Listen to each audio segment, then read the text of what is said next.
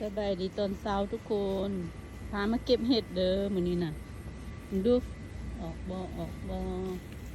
เห็นบ่ใครเห็นเห็ดน้ำข่อยแน่ใจโอ้ยพวกเจ้าชิม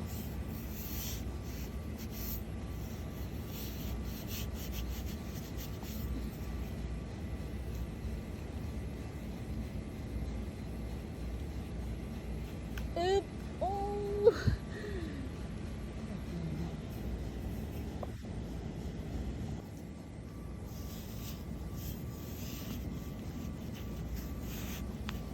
อึ๊บ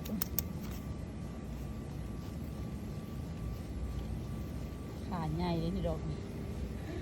เดี๋ยวที่ดินเข้าเล็บมือขาใหญ่ได้สองดอกแล้วปิดมือก่อนปิดมือ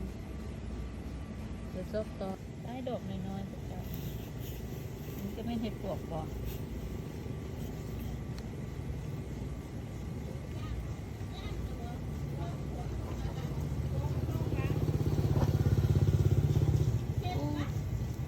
แม่น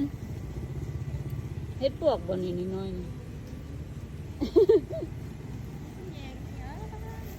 คือผัดคิว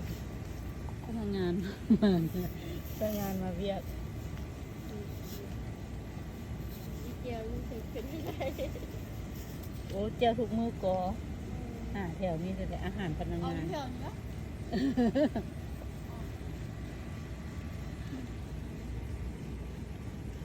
ดิเจ้าน้อยนึงใส่บอกเป็นหลายๆแล้วว่าโอ้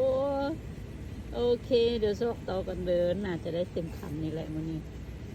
บ๊ายบาย